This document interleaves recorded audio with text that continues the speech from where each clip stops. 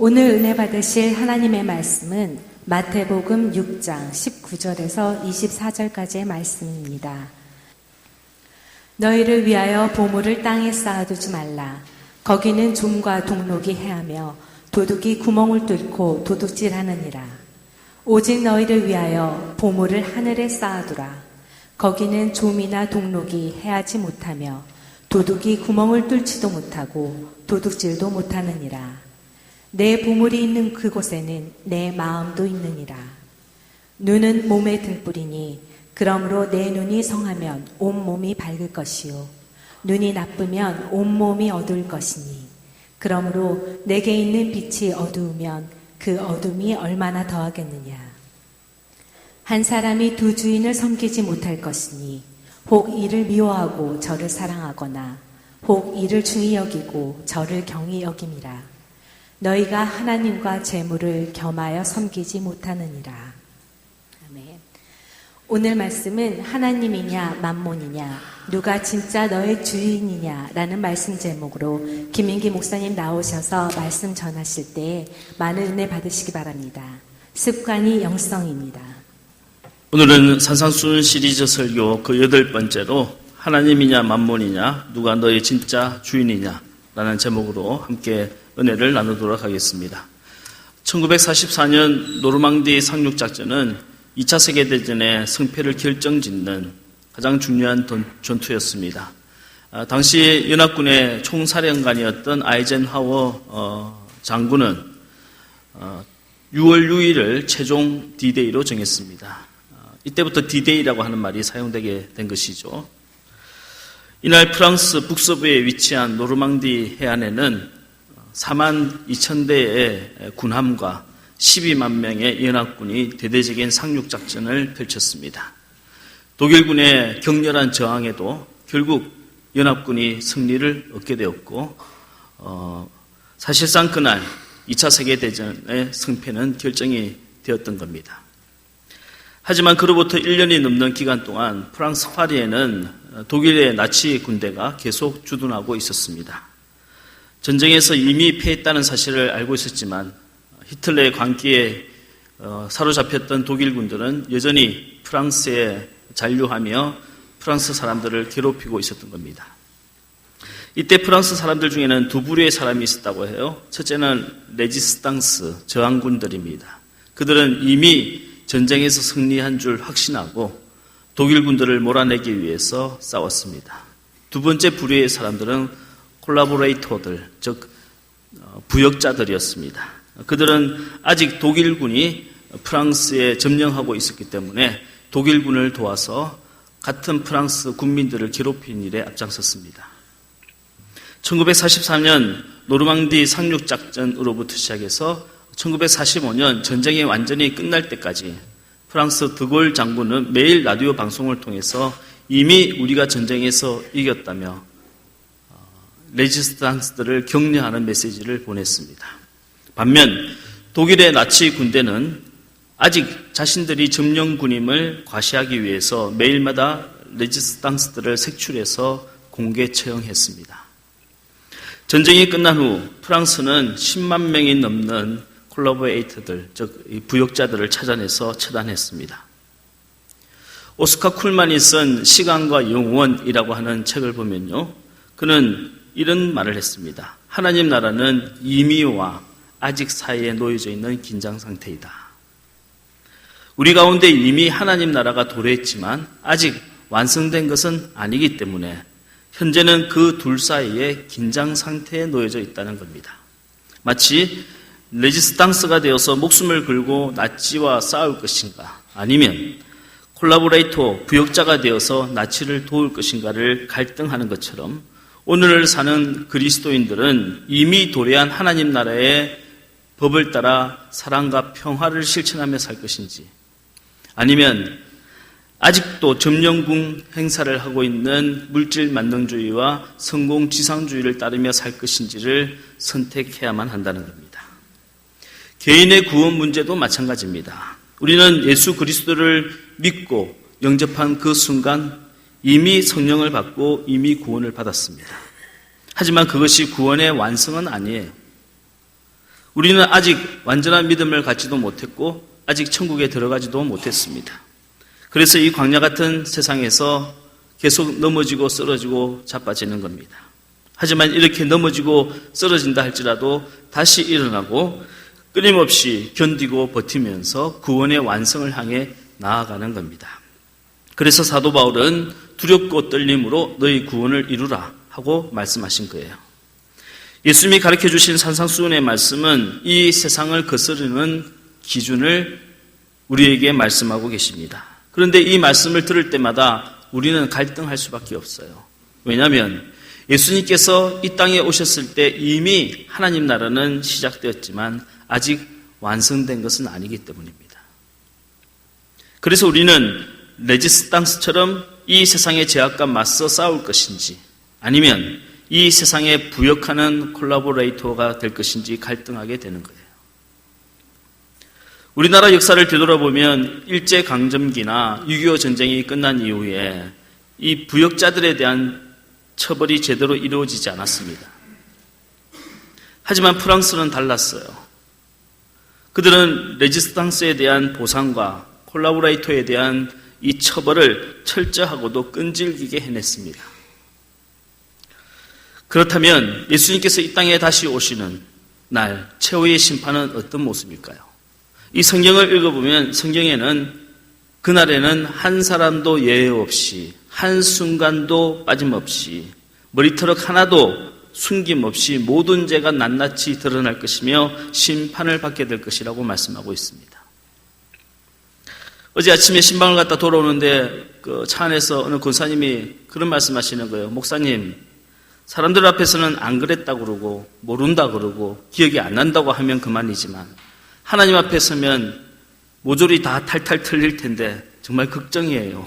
그런 말씀을 하시는 거예요. 맞는 말씀입니다. 하나님 앞에서는 우리 모두가 다 탈탈 틀리게 될 겁니다. 그러니 지금부터라도 감출 게 없는 인생을 살아야 합니다.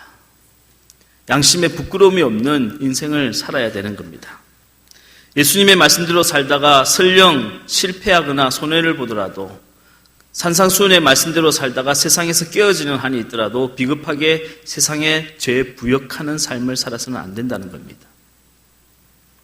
우리는 지금은 세상의 죄가 이 땅을 지배하고 있지만 그날이 오면 하나님의 영광이 이 땅을 통치할 줄로 믿습니다. 지금은 우리가 매우 연약한 존재이지만 그날에는 그리스도인이 세상의 최후의 승리자가 될 줄로 믿습니다. 오늘 산상수훈의 말씀을 통해서 예수님은 하나님을 주인으로 섬길 것인지 아니면 돈을 주인으로 섬길 것인지 이 땅에 재물을 쌓아둘 것인지 아니면 하늘에 재물을 쌓아둘 것인지 무엇을 선택할 것인지 우리에게 질문하고 계십니다. 마태복음 6장 19절로 24절까지 말씀을 다시 한번 읽겠습니다. 시작. 너희를 위하여 보물을 땅에 쌓아두지 말라. 거기는 좀과 동록이 해하며 도둑이 구멍을 뚫고 도둑질하느니라. 오직 너희를 위하여 보물을 하늘에 쌓아두라. 거기는 좀이나 동록이 해하지 못하며 도둑이 구멍을 뚫지도 못하고 도둑질도 못하느니라. 내 보물이 있는 그곳에는 내 마음도 있느니라. 눈은 몸의 등불이니 그러므로 내 눈이 성하면 온몸이 밝을 것이요 눈이 나쁘면 온몸이 어두울 것이니 그러므로 내게 있는 빛이 어두우면 그 어둠이 얼마나 더하겠느냐. 한 사람이 두 주인을 섬기지 못할 것이니 혹 이를 미워하고 저를 사랑하거나 혹 이를 중히 여기고 저를 경히 여김이라. 너희가 하나님과 재물을 겸하여 섬기지 못하느니라. 하나님이냐 돈이냐 누가 진짜 주인이냐 하는 것입니다. 세상에 그 어떤 사람도 돈과 인연을 끊고 살 수는 없습니다. 인간의 모든 희노애락과 오욕 칠정이 다 돈 때문에 발생해요. 사람은 돈 때문에 울기도 하고 웃기도 합니다. 나는 돈에 관심이 없습니다. 돈과 아무 상관이 없습니다라고 말하는 분은 위선자요 거짓말장일 겁니다. 프랑스의 신학자 자크 엘룰은 누구든지 자기의 신앙에 대해서 말하려면 먼저는 돈 앞에 정직하게 서봐야 될 것이다 라고 말했어요. 아무리 말을 번들어하게 신앙이 좋은 것처럼 이야기해도 돈이야말로 그 사람의 신앙과 인격을 드러내는 바로미터란 겁니다. 오늘 본문의 예수님도 네 보물이 있는 그곳에 네 마음도 있느니라 라고 말씀하셨어요. 물질이 있는 곳에 사람의 마음이 쏠릴 수밖에 없어요. 여러분, 돈이 흘러가는 곳에 가보십시오. 자연히 사람들이 모여 있습니다. 존 웨슬리 목사님은 지갑이 회개해야 진짜 회개한 사람이다 라고 말했어요. 이처럼 돈이 우리 인생에 절대적인 영향력을 미치다 보니 어느 순간부터인가 돈이 우리를 지배하는 폭군이 되고 말았어요. 돈 때문에 가족도 배신하고 양심도 팔아먹어요. 돈 때문에 살인도 저지르고 자살도 하는 겁니다. 돈의 위력 앞에서 법도 저희 기능을 발휘하지 못하고 심지어 국가도 벌벌 떨어요. 인간이 돈을 소유하는 것이 아니라 돈이 인간을 소유하고 지배합니다. 인간이 돈을 다스리는 것이 아니라 돈이 인간을 노예처럼 부려먹는 거예요. 우리 속담에 돈이면 귀신도 부린다 하는 말이 있습니다. 여러분, 귀신도 부리는 마당에 산 사람은 오죽하겠어요? 그런데 미국에도 이와 비슷한 속담이 있습니다. Money talk, 돈이 말한다 하는 뜻이에요. 돈이 말하면 그때부터 사람들이 입을 다뭅니다. 돈이 말을 하면요, 진실은 침묵해요. 그래서 money talk라고 말하는 겁니다. The Bible says, 성경이 가라사대가 아니라 이제는 money talk, 돈이 가라사대로 바뀐 거예요. 그런데 오늘 산상수훈의 가르침에서 예수님은 분명하고 단호하게 인생의 주인은 하나님 한 분이시며 하나님과 재물을 동시에 섬길 수 없다라고 말씀하십니다. 오늘 마지막 구절인 마태복음 6장 24절 말씀을 다시 한번 읽겠습니다. 시작. 한 사람이 두 주인을 섬기지 못할 것이니 혹 이를 미워하고 저를 사랑하거나 혹 이를 중히 여기고 저를 경히 여김이라. 너희가 하나님과 재물을 겸하여 섬기지 못하느니라. 여기 하나님과 재물을 겸하여 섬기지 못할 것이니라 에서 재물이라고 하는 단어는 성경 원어를 찾아보면요, 우리가 잘 아는 단어가 사용됐어요. 만몬이라고 하는 단어가 사용됐습니다. 즉 하나님과 만몬신을 동시에 섬길 수 없다는 거예요. 만몬이란 재물의 신, 돈의 신입니다. 존 밀턴이 쓴 신라곤이라고 하는 책을 보면요, 이 만몬이 사탄과 함께 천국에서 쫓겨나온 천사 중에 한 천사라고 묘사되어져 있습니다. 그런데 이 만몬이라고 하는 천사는 천국에서도 하나님의 얼굴을 쳐다보지 못하고 늘 천국에 있는 황금깃만 내려다보고 다녔다고 그래요.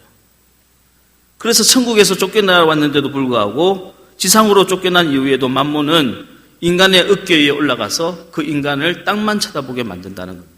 이게 신라곤에 있는 내용이에요. 인간을 헬라어로 안트로포스라고 하는데요, 이 안트로포스라고 하는 말은 위를 바라보다, 위를 쳐다보다 하는 뜻입니다. 즉 인간은 하늘을 바라보고 위를 바라보도록 창조되었다는 거예요. 그래서 시편 121편에 눈을 들어 산을 보라, 시편 123편에 내가 눈을 들어 주를 바라보나이다, 골로새서 3장에는 위를 보고 땅의 것을 바라보지 말라 하고 말씀하신 거예요. 이게 인간의, 하나님이 창조하신 인간의 원래적인 모습이라는 거예요. 하지만 만몬이 올라타고 나면 인간은 땅만 쳐다보게 돼요. 어느 소년이 길을 갔다가 우연히 10,000원짜리 지폐를 한 장 주었습니다. 횡재를 한 거죠. 그런데 그날부터 이 소년은 땅만 보고 걷는 버릇이 생겼어요. 이 소년이 나이가 들어서 병들어 죽게 되었는데 그 집을 찾아가 봤더니 방 안에는 길에서 주운 동전 수백 개와 머리핀 수백 개와 고장난 라디오 수십 개만 있더라는 겁니다. 그것이 이 남자의 인생의 모든 것이었어요. 만몬의 지배를 받게 되면 인생은 허무해집니다. 처량하고 가난해지는 거예요. 오늘 우리가 살아가는 후기 자본주의는 한마디로 만몬의 최고 전성시대입니다. 거의 모든 사람이 만몬을 숭배하고 있습니다. 부자건 가난한 사람이건 배운 사람이건 못 배운 사람이건 잘난 사람이든 못난 사람이건 아무리 정의를 외치는 사람이라 할지라도 심지어 속세를 떠났다고 하는 종교인들조차 마음속으로는 만몬을 다 숭배하고 있어요. 우리는 만몬이 지배하는 이 세상에서 하나님만을 주인으로 섬기라고 부르심을 받았습니다. 그런데 이것이 굉장히 어려운 일이에요. 말로는 하기 쉽고 머리로는 이해하기 쉽지만 마음으로 진심으로 믿고 몸으로 실천해야 되기 때문에 이것은 쉬운 게 아니에요. 하지만 성령님은 우리 가운데 오셔서 믿음으로 깨닫게 해주시는 겁니다. 우리 인생의 주인은 하나님이십니다. 내 것은 하나도 없어요. 이 세상에 내 것은 하나도 없습니다. 인생의 행복은 물질의 많고 적음이 아니라 은혜의 풍성함으로 결정되는 겁니다. 성령님은 이것을 우리에게 깨닫게 해주시는 거예요. 반면 만몬은 물질이 내 것이라고 하는 착각을 자꾸만 일으킵니다. 누가복음 12장을 보면 예수님께서 만몬을 숭배하던 한 어리석은 부자에 대해서 말씀하고 계시죠. 한 부자가 있었습니다. 밭에 소출이 넘쳐나자 이 부자는 곡간을 새로 지었어요. 그리고 많은 재물을 가득 쌓아놓고 이렇게 많은 재물을 쌓아두었으니 이제 내가 편안히 먹고 마시고 즐거워하자라고 말합니다. 그런데 그날 밤에 하나님이 그 부자의 생명을 빼앗아 가셨어요. 예수님께서 이 이야기를 하시면서 마지막에 뭐라고 말씀하셨습니까? 사람이 자기를 위하여 재물을 쌓아두고 하나님에 대하여 부유하지 못한 자와 이와 같으리라 라고 말씀하셨어요. 자신을 위해서는 돈을 쌓아두지만 하나님께 인색한 사람의 결론은 이렇게 된다 하고 주님 말씀하신 거예요. 여러분, 이 부자의 어리석음이 무엇인가요? 우리 누가복음 12장 18절 말씀을 한번 읽어보겠습니다. 시작. 또 이르되 내가 이렇게 하리라. 내 곡간을 헐고 더 크게 짓고 내 모든 곡식과 물건을 거기에 쌓아두리라. 여러분, 영어 성경을 보면요, my barn, my grain, my good, 내 곡간, 내 곡식들, 내 물건이라고 말했어요. 모든 게 다 자기 거라는 거예요. 이게 이 부자의 착각인 겁니다. 어제 오후에 태풍이 북상하면서 길거리에 가로수가 넘어지고 유리창이 깨어지고 한바탕 난리를 쳤어요. 저도 교회 안에 있다가 이 교회 주변에 혹시 사고가 생기지 않았을까, 주변 이웃들에게 혹시 피해를 준 일이 없나 싶어서 내려가 봐서 한 바퀴를 쭉 돌았습니다. 그런데요, 그 잠시 부는 바람에도 나뭇잎이 얼마나 많이 떨어졌는지 길가에 나뭇잎이 수북히 쌓여 있는 거예요. 그걸 보면서 그런 생각이 들더라고요. 하나님이 입김으로 한번 후 하고 부시면 우리 인생도 저렇게 다 떨어질 텐데 뭘 얼마나 더 가져보겠다고 저 난리를 피는 건지, 뭘 얼마나 더 올라가겠다고 저 난리를 피고 있는 건지, 인생이 정말 처량하구나 하는 생각을 하게 되었습니다. 모든 것이 내 것이 아니라 하나님의 것임을 인정하면 우리 인생의 걱정과 근심이 사라집니다. 저 사람은 이만큼 됐는데 왜 나는 이거밖에 안 되나 하는 불평도 사라져요. 왜? 그건 내 것이 아니고 하나님의 것이니까. 내 것을 누가 뺏어갈까 봐 밤에 잠도 자지 못하고 벌벌 떨고 노심초사하는 것도 사라지게 됩니다. 저는 결혼한 지 7년 만에 첫 딸을 낳았어요. 아이가 생기지 않아서 기도도 참 많이 했지요. 하나님이 기도 응답해 주셔서 7년 만에 우리 큰 아이를 낳게 되었는데요. 저희는 경기도 구리시에 있는 어느 산부인과 병원에서 딸을 낳았습니다. 근데 딸 낳고 나서 병원에 가봤더니 병원이 발칵 뒤집어진 거예요. 병원이 생긴 유사일로 이렇게 예쁜 애는 처음 봤다는 겁니다. 여러분이 굉장히 지금 측은하듯이 저를 쳐다보시는데 진짜요. 간호사가 막 구경하고 그런 난리야.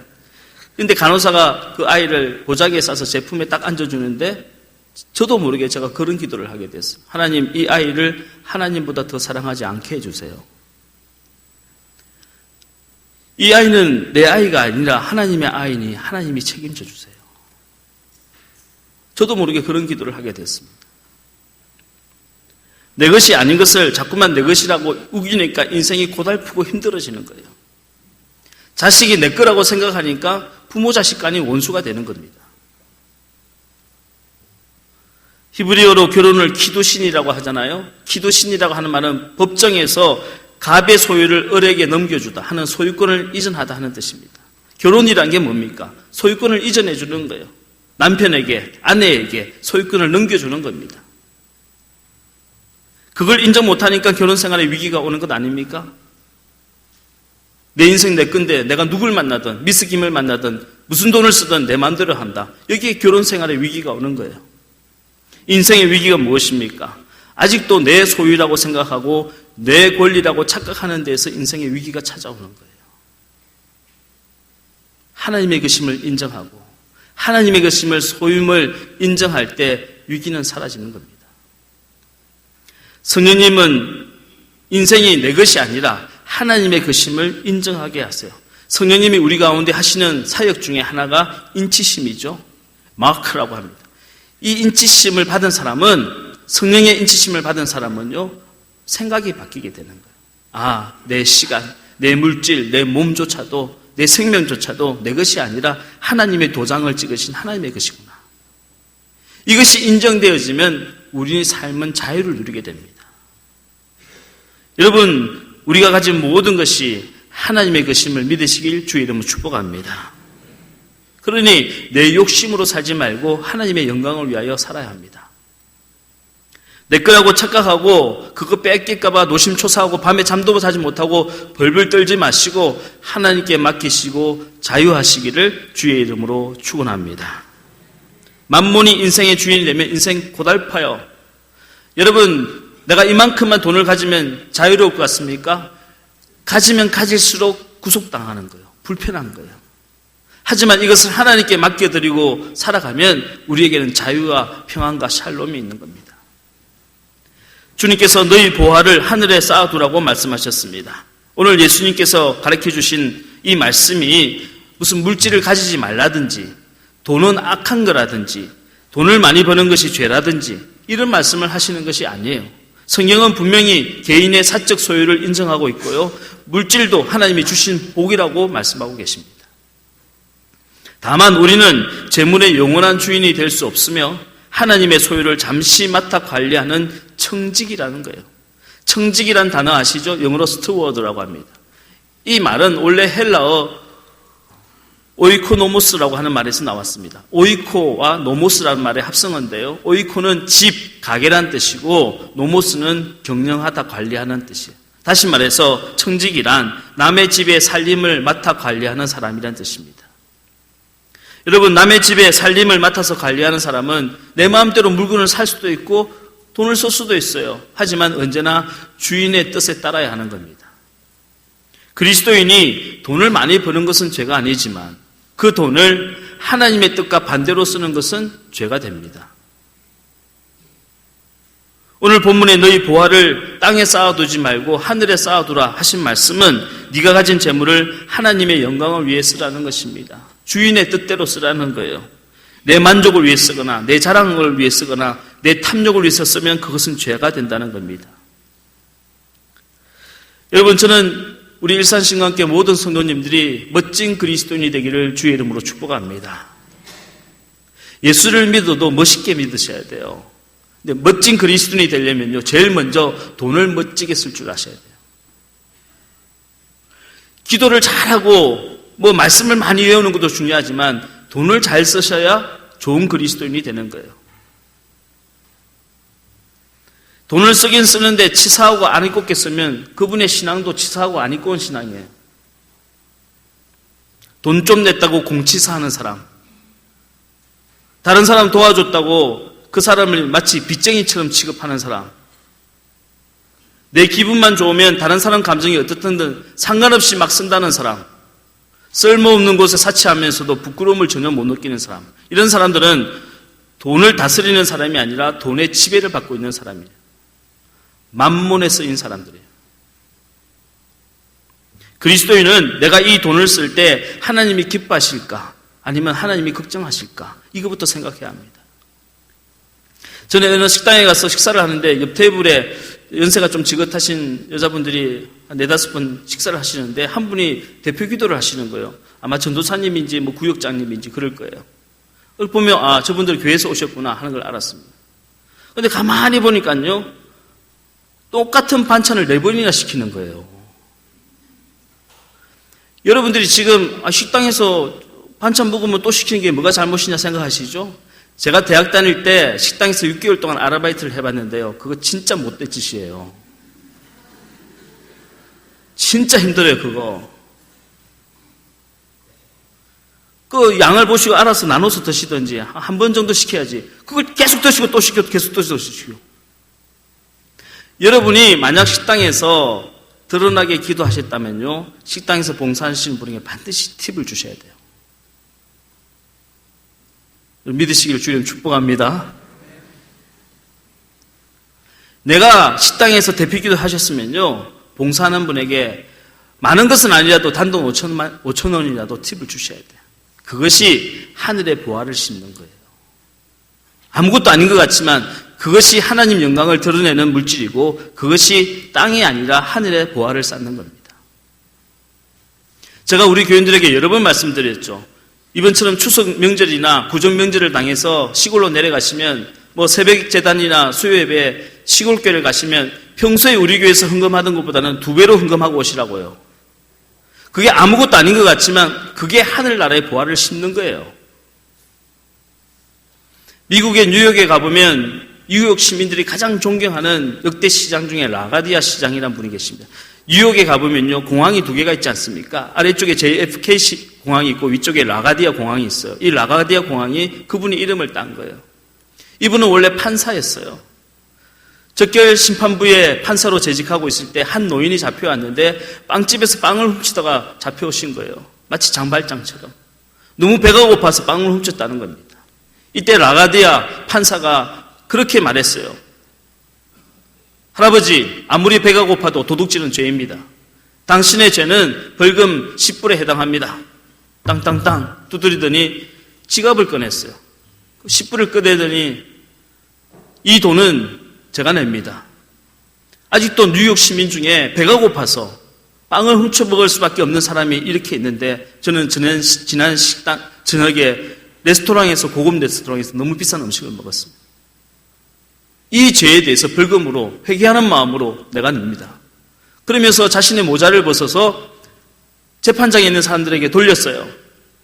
혹시 이 자리에 계신 분들 중에 어젯밤 저녁에 저처럼 너무 잘 드신 분이 있으면 회개하는 마음으로 벌금 내십시오. 돈을 거뒀어요.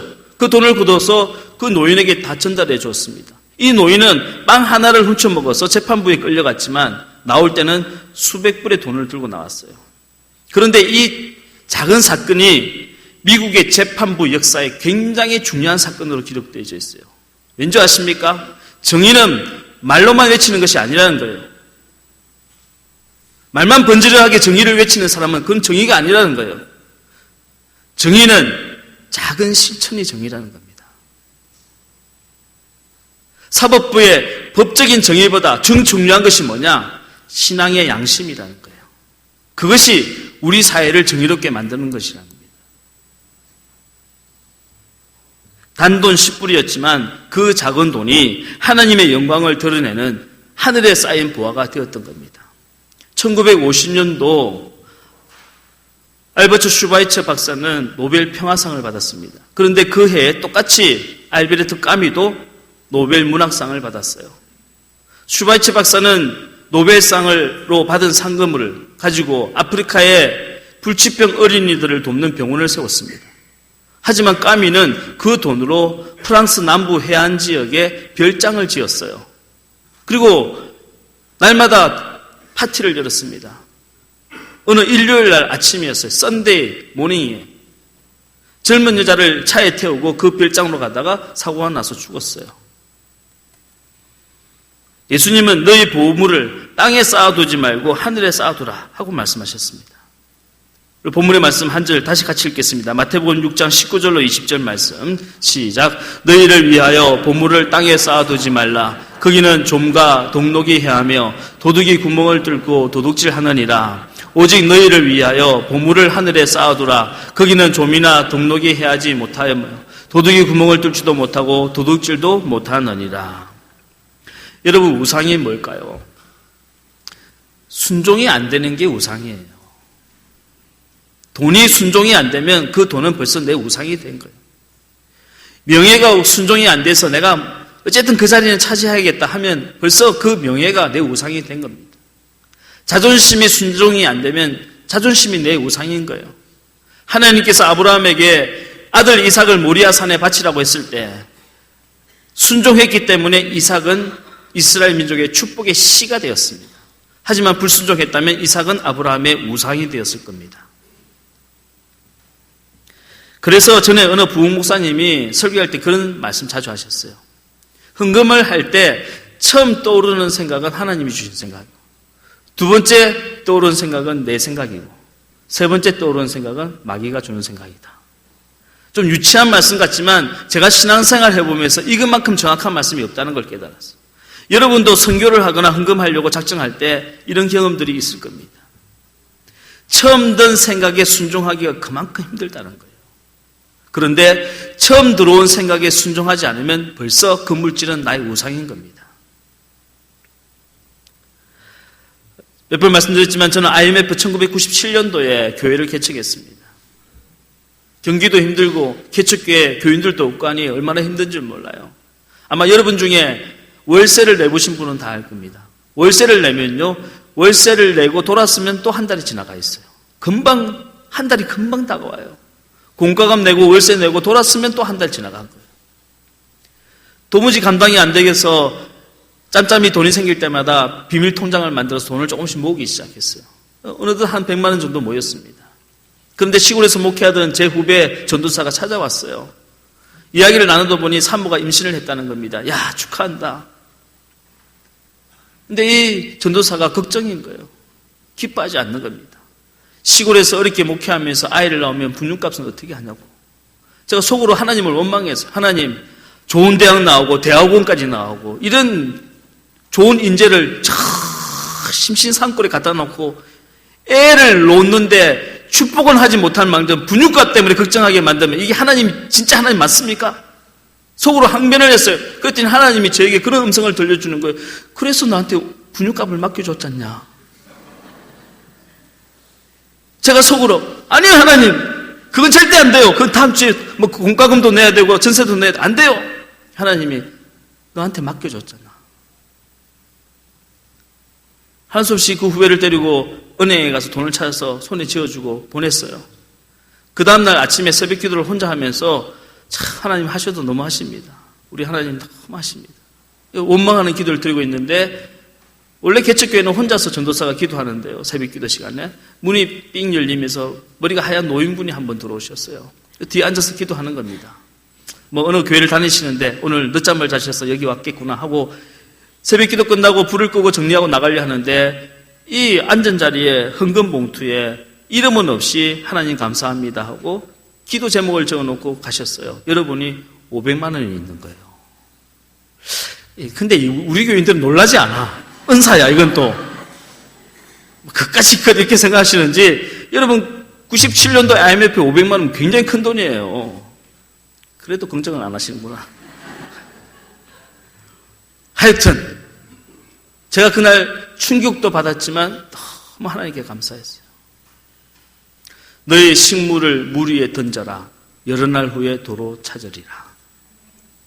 우리는 인생을 살면서 이것이 손해인 것 같지만 하나님의 뜻에 순종하면 하나님이 우리에게 더 좋은 것을 주시고 그것이 마치 내 것인 양 착각하면서 절대 안 뺏기려고 붙들고 부들부들 떨고 있으면요 좀이나 동록이 들어와서 반드시 도둑질해 간다는 거예요. 도둑놈이 먼 데 있지 않아요. 여러분 자식이 도둑놈이고 옆에 있는 남편이 도둑놈이에요. 동록이나 좀이 들어와서 다 도둑질해 간다고 그랬어요. 아무리 그걸 꽁꽁 숨기고 땅에 묻어두고 금고에 가둬놔도요 반드시 들어와서 뚫고 들어와 도둑질을 한다고 예수님 말씀해 주신 거예요. 여러분 만몬에 병들어 있는 우리 영혼을 고치는 방법은 하나밖에 없습니다. 그것은 뭐냐? 성령님이 주시는 감동에 애누리 없이 순종하는 거예요. 할렐루야. 성령님이 주시는 마음에 애누리 없이 순종하면 우리는 만문병을 고칠 수가 있어요. 하지만 그런 믿음의 결단이 없으면 우리는 만문병에 걸려 있는 겁니다. 여러분 사명이 무엇입니까? 저는 늘 그렇게 말씀드리잖아요. 사명이란 지금은 할 수 있지만 다음에 할 수 없는 게 사명이라고요. 지금은 내 곁에 있지만 다음에는 없는 사람이 내 사명이에요. 지금은 바칠 수 있지만 다음에 바칠 수 없는 것이 사명입니다. 믿음은 사명의 때를 놓치지 않음으로써 성숙해 가는 겁니다. 아무리 예수를 오래 믿고 교회를 오래 다녀도 이 때를 자꾸 놓치고 뒤돌아보며 후회하는 사람은 믿음이 정지되어 있는 상태예요. 성장할 수 없습니다. 여러분, 돈에 대해서 설교하면 영적이 않다고 생각하십니까? 그렇지 않습니다. 말씀의 훈련을 하고 기도 훈련을 하는 것보다 더 중요한 훈련이 하나가 물질 훈련이에요. 이 물질의 훈련을 통과하지 않으면 우리는 영적인 그리스도인이 될 수가 없는 겁니다. 저는 오늘 산상수훈의 그 8번째 말씀을 통해서 예수님께서 굳이 물질에 대해서 가르쳐 주신 이유가 있다고 생각합니다. 오늘 만몬의 시대를 살아가는 저와 여러분, 어쩌면 우리도 만몬의 병에 걸려 있는지도 모릅니다. 우리가 이 병을 고치지 않으면 하나님 앞에 잘했다 칭찬받을 수 없을 겁니다. 물질을 쓰시되 하나님 영광을 위해서 쓰시고 멋지게 쓰시는 그리스도인들 되시기를 주의 이름으로 축복합니다. 우리 옆에 분들에게 한번 이렇게 인사합시다. 물질을 하늘에 쌓아둡시다. 시작. 물질을 하늘에 쌓아둡시다. 우리 한 번만 더 인사할 텐데 이건 좀 강도가 좀 센 이야기인데 한번 인사하겠습니다. 애누리 없이 순종합시다. 시작. 애누리 없이 순종합시다. 할렐루야. 우리 내가 주인 삶은 이 찬양을 하나님 앞에 올려드리겠습니다.